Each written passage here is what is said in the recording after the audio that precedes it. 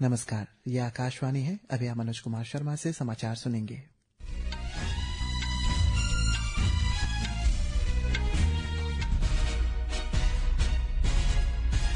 पहले मुख्य समाचार। प्रधानमंत्री नरेंद्र मोदी ने कहा, ऑपरेशन सिंदूर ने भारत की आतंकवाद को कतई बर्दाश्त न करने की नीति के बारे में कड़ा वैश्विक संदेश दिया। प्रधानमंत्री ने कहा, श्री नारायण गुरु और महात्मा गांधी के बीच ऐतिहासिक संवाद ने भारत के स्वतंत्रता आंदोलन को नई दिशा दी है। इजरायल ईरान के साथ संघर्ष विराम पर सहमत, संघर्ष विराम के किसी भी उल्लंघन को पूरी ताकत से जवाब देने की चेतावनी दी। अमेरिका के राष्ट्रपति डोनाल्ड ट्रंप ने कहा, ईरान और इजरायल के बीच संघर्ष विराम प्रभावी, दोनों देशों ने इसे बनाए रखने का आग्रह किया। पश्चिम एशिया में तनाव कम होने की उम्मीदों के बीच घरेलू शेयर बाजार में उछाल और लीड्स में भारत और इंग्लैंड के बीच पहले क्रिकेट टेस्ट मैच के अंतिम दिन रोमांचक मुकाबला जारी। अब समाचार विस्तार से। प्रधानमंत्री नरेंद्र मोदी ने कहा है कि ऑपरेशन सिंदूर ने भारत की आतंकवाद को कतई बर्दाश्त न करने की नीति के बारे में कड़ा वैश्विक संदेश दिया है। उन्होंने कहा है कि आज का भारत देश हित में कड़े फैसले लेता है। दुनिया ने ये भी देखा है कि भारत का सामर्थ्य क्या है। ऑपरेशन सिंदूर आतंकवाद के खिलाफ भारत की कठोर नीति को दुनिया के सामने एकदम स्पष्ट कर दिया है। हमने दिखा दिया है कि भारतीयों का खून बहाने वाले आतंकियों के लिए कोई भी ठिकाना सुरक्षित नहीं है। आज का भारत देश हित में जो भी हो सकता है और जो भी सही है उसके हिसाब से कदम उठाता है। आज सैन्य जरूरतों के लिए भी भारत की विदेशों पर निर्भरता लगातार कम हो रही। हम डिफेंस सेक्टर में आत्मनिर्भर हो रहे हैं और इसका प्रभाव हमने ऑपरेशन सिंदूर के दौरान भी देखा है। हमारी सेनाओं ने भारत में बने हथियारों से दुश्मन को 22 मिनट में घुटने टेकने के लिए मजबूर कर दिया। मुझे विश्वास है आने वाले समय में मेड इन इंडिया हथियारों का डंका पूरी दुनिया में बजेगा। श्री मोदी ने देश के दो महान आध्यात्मिक और नैतिक व्यक्तित्वों के श्री नारायण गुरु और महात्मा गांधी के बीच हुए ऐतिहासिक संवाद पर आज नई दिल्ली में आयोजित शताब्दी समारोह को संबोधित किया। इस अवसर पर प्रधानमंत्री ने कहा है कि श्री नारायण गुरु के आदर्श मानवता के लिए अमूल्य धरोहर है।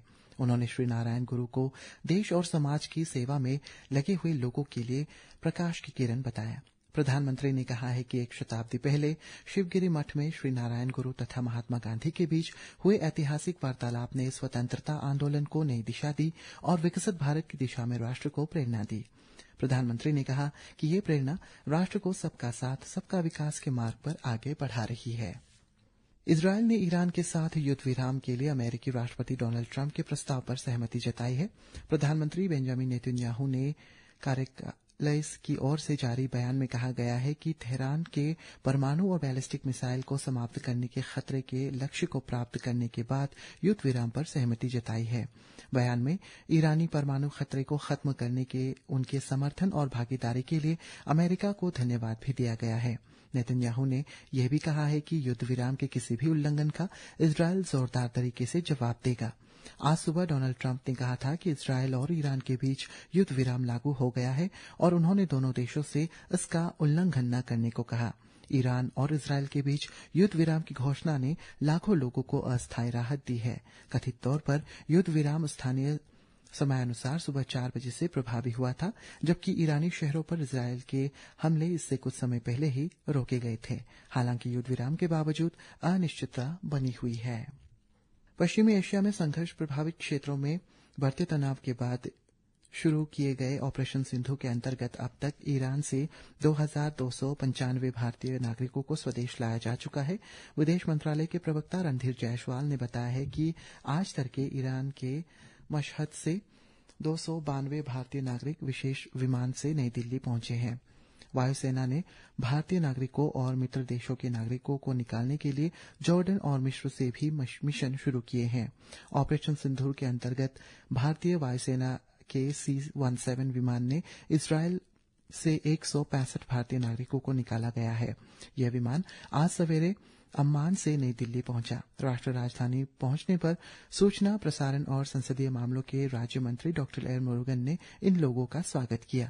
उन्होंने कहा है कि सरकार प्राथमिकता अपने नागरिकों को निकालना है। इजरायल से 161 भारतीय नागरिकों का एक और दल भी आज नई दिल्ली पहुंचा। वे आज सुबह अम्मान से राष्ट्रीय राजधानी पहुंचे। हवाई अड्डे पर विदेश राज्य मंत्री पवित्रा मार्गरिटा ने उनका स्वागत किया। संवाददाताओं से बातचीत में श्री मार्गरिटा ने कहा कि केंद्र सरकार ईरान और इजरायल में भारतीय नागरिकों के साथ लगातार संपर्क में है और दोनों देशों में भारतीय नागरिकों को हर संभव सहायता और समर्थन प्रदान की जा रही है। भारत श्रीलंका जैसे देशों को भी उनके नागरिकों को निकालने में सहायता प्रदान कर रही है। पश्चिमी एशिया में तनाव कम होने की उम्मीदों के बीच घरेलू शेयर बाजारों में आज उछाल देखने को मिला है। हालांकि दोनों सूचकांकों ने शुरुआती कारोबार में हासिल बढ़त को कुछ हद तक कम कर दिया है। अंतिम समाचार मिलने तक बॉम्बे स्टॉक एक्सचेंज का सेंसेक्स 464 अंक बढ़कर 82,361 पर और नेशनल स्टॉक एक्सचेंज का निफ्टी 159 अंक बढ़कर 25,131 पर कारोबार कर रहे थे। संविधान हत्या दिवस कल मनाया जाएगा। ये दिवस 25 जून 1975 को संविधान को कुचलने की घटनाओं का स्मरण कराता है। इस दिन उन सभी लोगों को श्रद्धांजलि दी जाती है जिन्होंने आपातकाल के कारण ज्यादतियों को बर्दाश्त किया था। मेरे प्यारे देशवासियों, जब देश में आपातकाल लगाया गया तब उसका विरोध सिर्फ राजनीतिक दायरे तक सीमित नहीं रहा था, राजनेताओं तक सीमित नहीं रहा था, जेल के सलाखों तक आंदोलन सिमट नहीं गया था। जन जन के दिल में एक आक्रोश था, खोए हुए लोकतंत्र की एक तड़प थी। आपातकाल में देश के हर नागरिक को लगने लगा था कि उसका कुछ छीन लिया गया है। जिसका उसने जीवन में कभी उपयोग नहीं किया था वो भी अगर छीन गया है तो उसका एक दर्द उसके दिल में था। उपराष्ट्रपति जगदीप धनखड़ ने कहा है कि प्रधानमंत्री नरेंद्र मोदी की सरकार ने पिछले 10 साल में आर्थिक और बुनियादी ढांचे के विकास के मामले में ऐतिहासिक प्रदर्शन किया है। बिहार के मुजफ्फरपुर में एक कार्यक्रम को संबोधित करते हुए श्री धनखड़ ने कहा है कि भारत लंबी छलांग लगाते हुए शक्तिशाली अर्थव्यवस्थाओं की सूची में 11वें से 4थे स्थान पर पहुंच गया है। उन्होंने कहा है कि अब युवाओं के पास अभूतपूर्व अवसर मौजूद है। श्री धनखड़ ने एनडीए सरकार की लाई गई नई शिक्षा नीति की प्रशंसा करते हुए कहा है कि ये विचार मंथन राष्ट्र और चरित्र निर्माण को बढ़ावा देती है। उन्होंने आपातकाल की तुलना करते हुए लोगों को लोकतांत्रिक मूल्यों की याद दिलाई। श्री धनखड़ ने कहा है कि युवाओं को आपातकाल के दौरान लोकतांत्रिक अधिकारों के लिए आवाज उठाने वाले लोकनायक जयप्रकाश नारायण से प्रेरणा लेनी चाहिए। उपराष्ट्रपति ने कहा कि 25 जून को मनाया जाने वाला संविधान हत्या दिवस लोकतंत्र को मजबूत करने का एक अवसर है। मौसम विभाग ने कल से पश्चिमोत्तर भारत के अलग अलग स्थानों पर तेज बारिश में वृद्धि होने का अनुमान व्यक्त किया है। विभाग का कहना है कि आज मध्य प्रदेश में अत्यधिक तेज बारिश होने की संभावना है। बिहार, झारखंड, ओडिशा, छत्तीसगढ़, पश्चिम बंगाल, सिक्किम, अरुणाचल प्रदेश, कोंकण, गोवा, मध्य महाराष्ट्र, गुजरात, हिमाचल प्रदेश, उत्तराखंड, पश्चिमी उत्तर प्रदेश, राजस्थान, केरल और कर्नाटक में आज मूसलाधार बारिश होने के आसार है।